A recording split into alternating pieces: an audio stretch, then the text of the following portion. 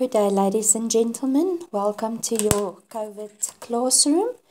Today's English lesson, we are going to discuss the different types of shorter transactional writing, namely the notice, the note, the poster, and the postcard. Each of these pieces have their own requirements, and it is important that you note what is required for each for exam purposes. With regards to the format, the first one we're going to address will be the notice. A notice contains essential information, mostly about an event, a meeting, or a social gathering. But it could also be a notice for something that you are selling. That would be, say, for example, your PlayStation or a motorcycle or whatever. Then you will include the following: what it is that is going to happen or what you are selling, where the address where they can find it or where the meeting will be held, when, the date, also the time when they can expect this event to take place, and any extra information with regards to the event or the gathering. I have drawn up a notice for you for the softball 2020 capping ceremony. The date will be the 10th of June, the time 1800 hours for 18:30, the venue Oosterlig's Hotel School, and the dress code, which is the extra information, the uniform and school blazer.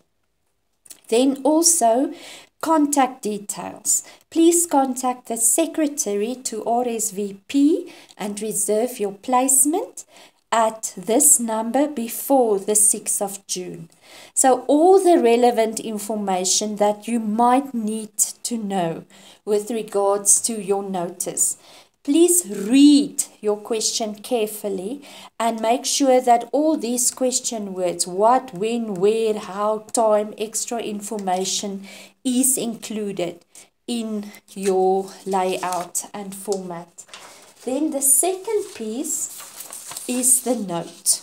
Now the note, when we look at the note, we will see immediately it's a short piece of paper. It is usually put up on the fridge or on a dressing table or on the dining room table or wherever. It is for people that you know, so therefore it's brief and short and very informal. Dear Mom, okay, you're writing to somebody that you know. Their notes are to the point and short, very briefly. You are in a hurry, you're just scribbling down a note to notify whoever of the most important details. They are usually written on half a sheet or a small piece on a little notepad. Full sentences are sometimes replaced by short phrases. Leaving for rugby practice, be home at 6, and so forth. Not a complete sentence.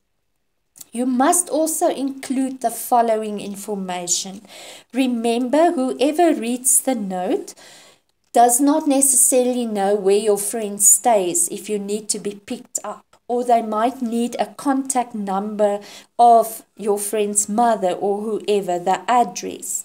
Also, you might be leaving on a fishing trip and your parents aren't home. So you will include the date maybe on the note so they know you left on that date. Okay.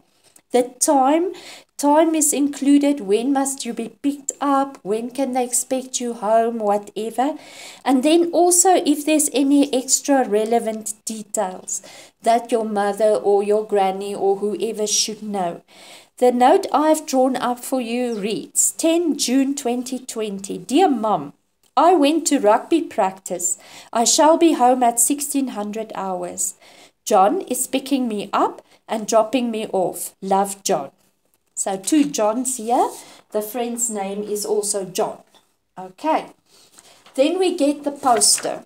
Now a poster is not that difficult once you adhere to the requirements. And you will remember that when you see a poster, you first read it with your eyes. Okay, so the IDA principle, which I explained to you when we did adverts, applies to your poster. First of all, it must grab your attention. Now, you're not going to have color when you design your poster, but your layout, your heading, your playing with words, a pun, figures of speech, all of those things can grab the attention of the person who reads the poster. Interest. You need to create an interest by your layout, by your words, by what you are saying, for them to want to have a desire to go to this concert or this event. And then any other relevant details that you provide will also spur them on into action. The first 10 people will get their ticket for half price, okay, for example. Therefore, go and plan this poster. Think a bit before you decide. You can have keywords here and there and so forth. So do the layout of your poster. Think of an advert as well. It grabs your attention. Some adverts are written in the form of a milk bottle, listing all the qualities of milk. Remember, you never get marks for an illustration or color or a drawing. So don't even do that. It takes extra time. Rather pay attention to your wording and to the layout, how you're going to set it out on your page. Right, first of all, it must have a heading or a topic at the top. You need to know Queen is going to perform, for example. Okay, then the layout must be eye-catching. You will maybe have certain words from songs or whatever. The information must be relevant to the topic, what the poster is designed for. Okay, then from the middle downwards, you will include information like the date. When is this going to happen? The time, the place. And then any other information, maybe a bit of background about the concert or the group or whatever, to make up your word count. And then right at the bottom, you will have relevant contact details of somebody who can be contacted or compute ticket, where the tickets can be bought and so forth. I've given you an example of a poster. I made a little bubbly outline. You can also draw a line graph for your poster, and then your wording is going to sell this. Time for fun. Lots of exclamation marks. School Oosterlig is hosting our annual colour festival. The date, Saturday, 12 July 2020. Time, 900 hours for 1400 hours. To 1400, sorry. The venue, School Oosterlig Sports Field. And then some background or extra information. We are supporting our local charities and believe by adding some color to our lives, we may also help others. There will be food stalls, jumping castles, and live entertainment. For extra information, contact the office at that number. Brief. Everything is there, the layout, colorful, looks like a blob of color, but you won't have color. But you can use an outline of a maybe draw a house or a car or whatever. Just the outline, and then write your poster inside that. Right, then the last one we're going to have a look at is the postcard. Now, a postcard you will see in the turnstiles at a kiosk or a curio shop. Usually you see the picture or the photograph that was taken. But when you turn it on the reverse side, you will see there are two columns. The one is usually a bit bigger, and the other one has got lines where you will write the person's address. Now, nowadays, you don't send these a lot. You will maybe rather send a WhatsApp and take a few photos and email that or send that along. But a postcard has got beautiful photos of the place where you are on vacation. And sometimes it's nice to send these. Everywhere you stop, you buy a postcard and you send it to your loved ones at home. It's usually informal, very brief and short, not like a whole foolscap letter on a whole page. And it's a friendly way of communication. Then your space is limited. You don't want to say hello to your friend and how's the dog and give my regards to your granny and your sister and your brother and whatever. You can do that another time. They want to know, ooh, what have you done? Where have you been? Some exciting information that you want to share with them. So it is also going to include exciting happenings, interesting detail and other relevant information of where you are, just so that they know, wow, you are busy and you have an exciting vacation. You have to write the date at the top so that the person will know when did you send the postcard, okay? Then on the right-hand side, you will write the address of the person you are sending the postcard to or addressing the postcard to. You only write your name at the bottom, not Susan Kutzer, because your granny knows who Susan is and your friend also. So you just write your name there at the bottom. And your tone of voice will vary depending on who you are writing to your best friend or to your grandmother. You might not quite speak quite in the same tone to your granny as to your best friend, right? Lovely describing words here or there, maybe just to make it fabulous where you are.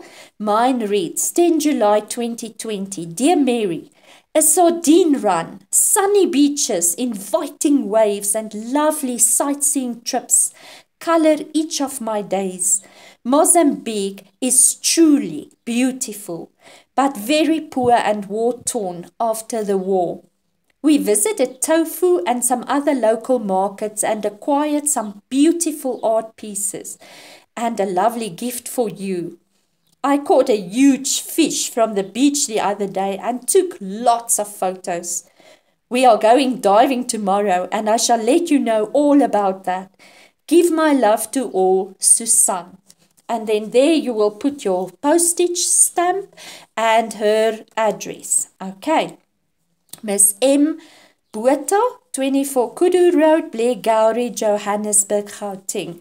Remember, in an address, you always start closer at home, your road, then your town or suburb, your city, your province, your country, and then the postal code. So from close, further away when you write an address. Okay. Right, ladies and gentlemen.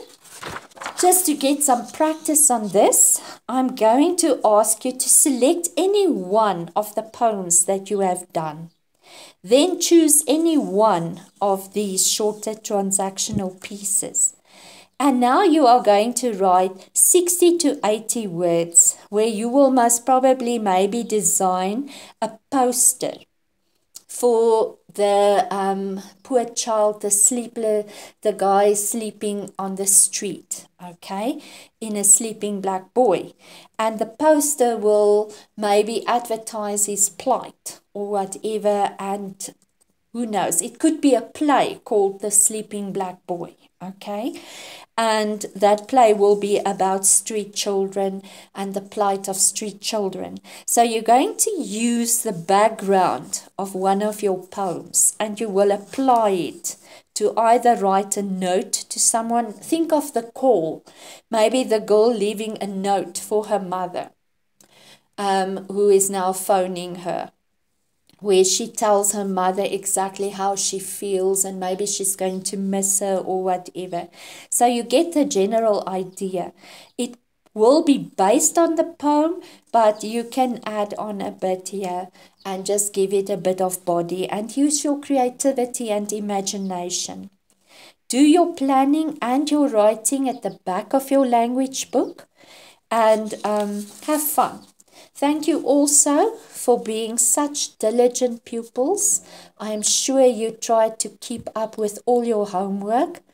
and your notes. Please take down the notes on the postcard and the poster and everything in your language book as well, so that you've got it there for future reference. You may also, with the greatest of love, print it if you want to, as long as you have the notes. If you really have a problem, when we get back to school, we will sort that out. Have fun, ladies and gentlemen. I miss you lots and can't wait to see you. Goodbye.